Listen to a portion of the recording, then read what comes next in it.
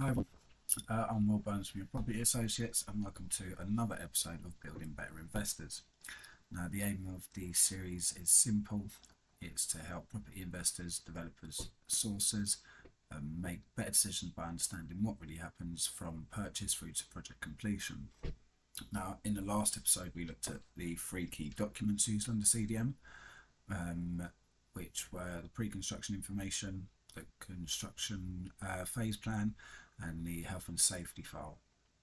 We looked at what those documents are, who's responsible for them, and how they help demonstrate that a project has been properly planned, managed, and recorded.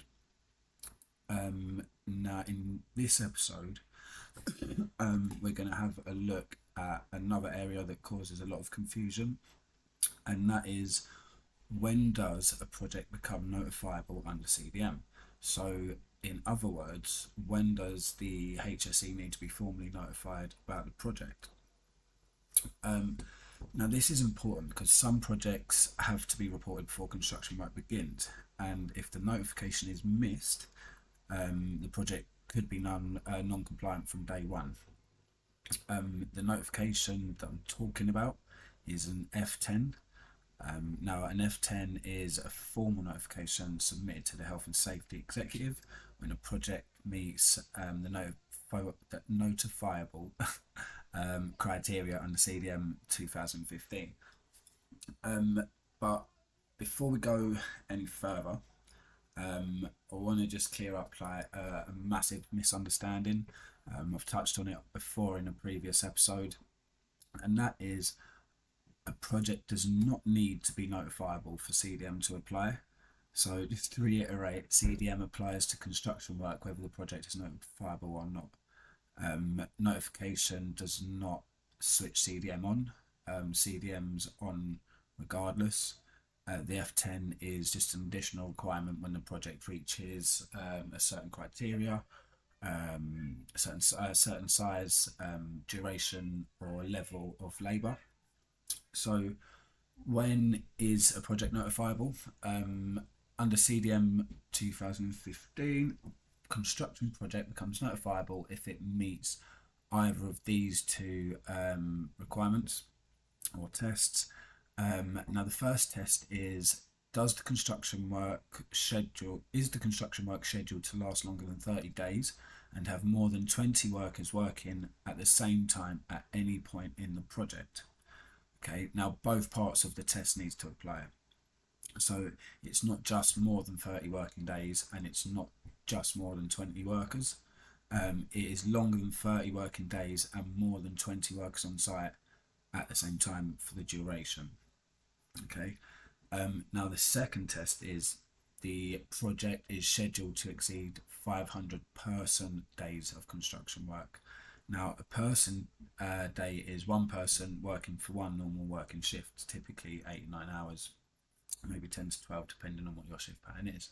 So if you had 10 people on site for 50 days, that would be 500 person days. And if you had 5 people on site for 100 days, that would be 500 person days. And this is one that can catch sort of property projects out and developments out, because a project might never have 20 people on site at the same time, but it can still become notifiable because of the amount of labour involved over a period of time. So for example, a bigger refurbishment, a conversion, maybe a block of flats, or a commercial to resi scheme, or maybe even like a full ground up development, can cross the 500 person day threshold sort of really quite easily. And even some larger domestic style refurbs carried out for investment purposes, maybe HMOs, or even just large family homes, can get there if the program is long enough, and if enough trades are involved. So that's why investors and developers should really know the program and the labour forecast before any work sort of begin. Now this isn't something you can just guess and add in at the end. It should be considered before the construction starts on site. So what does that mean, I suppose, to you as an investor or developer. If you're carrying out a project on as a commercial client, for example, for a limited company, an SPV, or as part of a property business, the duty to notify the client sits duty to notify sits with the client. So that means you're responsible for making sure the F10 is submitted where the project is notifiable. Now, generally, your principal designer will do it for you, but that doesn't mean that you should rely on that. You shouldn't be asking someone else to do the admin. I would say it doesn't remove your responsibility as the commercial client because someone else has done it. So if your project is notifiable, you want to know, has the F10 been submitted? Who submitted it? When was it submitted? And has a copy been saved? And is there, more importantly, or as importantly, a current version displayed on site? So the F10 asks for details about the project. You can fill it out online. It will usually include things like the site address, the local authority, a description of the project, a description of the construction works, the planned start date, the expected duration, planned number of workers on site, and details of the key duty holders such as the client, the principal designer, and the principal contractor. The F10 should be submitted as soon as practically possible before construction phase begins, not halfway through a job. Not once building control asks questions, not after an incident, but before the construction phase begins. Once submitted, the notification should be displayed in a construction site office in a form that workers can read and understand. On smaller property refurbishments, there may not be like a traditional sort of site office setup, but you'd still expect to see it on display somewhere within on the site. So if the job is notifiable, ask the principal contractor where the F10 is displayed, or where it will be displayed, and how operatives and workers will be able to access it. And if the project changes, as they often do, you can update the F10 as well. So for example, if the duration changes, if the scope increases, the number of workers dramatically changes, or if key duty holder details change, then the notification should be reviewed and updated when necessary. Now, as well as regularly reviewing and updating when necessary, the notification question shouldn't be a one-time question. So, for instance, sometimes a project that was programmed for 12 weeks may turn into a 24-week job, or what you thought might have just been like cosmetic works could turn into structural works, further extending the scope and the labour involved. So as well as updates, you should also be asking whether your project has become notifiable. Now, if your project does become notifiable, so for instance your project does go from 12 weeks to 24 weeks, for instance, the client must notify the relevant enforcing authority as soon as possible.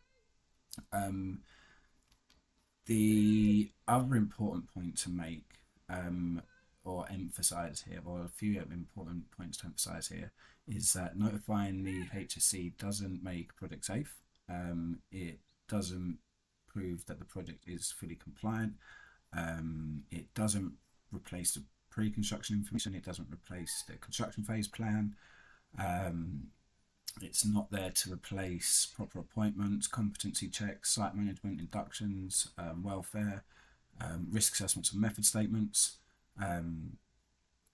It's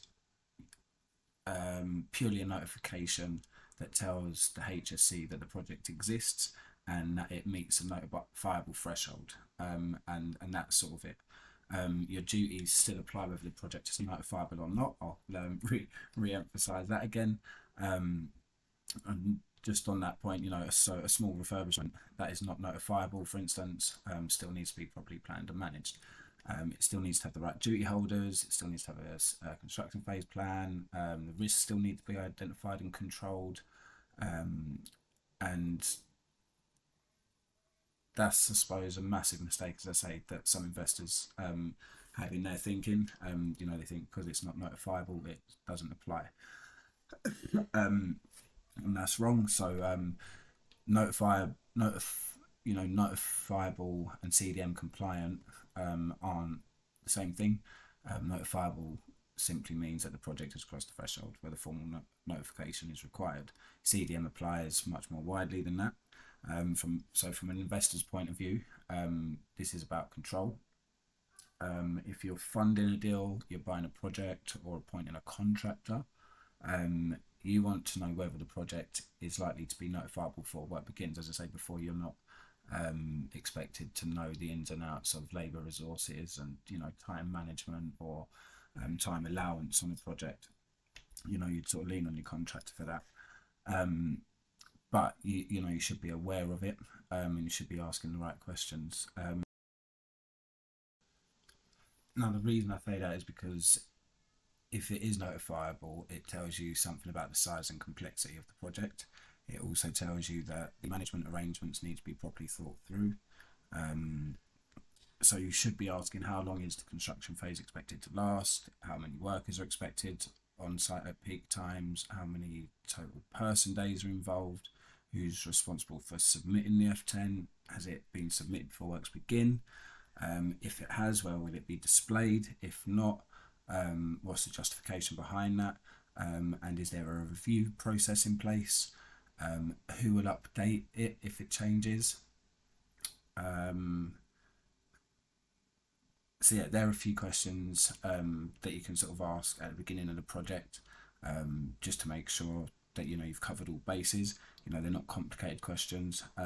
They're professional questions, and they show that you understand how the construction risk works, and you understand the risk behind sort of the investment, or the potential risk behind the investment. So for properties, investors, developers and sources, this is especially important because the deal may look good on paper, the purchase price may look right, the resale figure may look strong, the refurb budget may seem to work, but if the project is poorly managed, if duties are missed, if the F10 isn't submitted when required, or if the paperwork doesn't match the reality of the site, it can become a problem very quickly. So it's really important that you sort of know about these sort of things. So the key points on this, I suppose, are CDM applies whether a project is notifiable or not. A project becomes notifiable if it lasts longer than 30 working days, and has more than 20 workers on site at the same time, or if it exceeds 500 person days of construction work. For a commercial client, the duty to notify sits with the client. Someone else can submit the F10 on your behalf, but you need to make sure that it's actually being done. A copy needs to be on display on site, usually in the construction site office. If the project changes, the notification should be updated when necessary.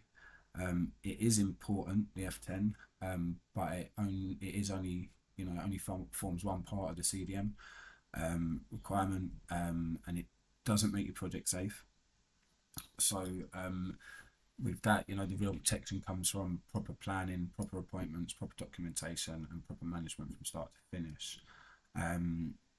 Now, that's the sort of the end of that episode with regards to the F10.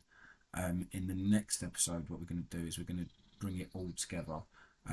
We'll look at CDM from concept to completion, and what we'll do is we'll use a property case study to show you how it sort of works in the real world.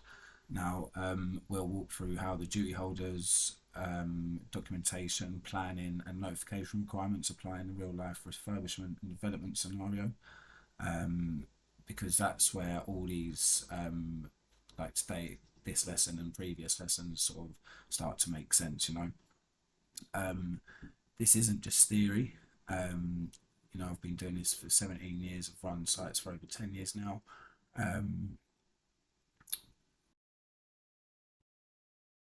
Now what I'm going to do is take all that knowledge, experience, and help property investors and professionals make better choices during the construction phase and prior to construction works commencing on site. Now, if you want to know more about CDM, construction, and project management insights that all investors, developers should understand, make sure you follow along because we've got loads more lessons to come. I'm Will Burns from your Property Associates. This has been Building Better Investors. Plan better, build smarter, invest safer. And I'll see you next one.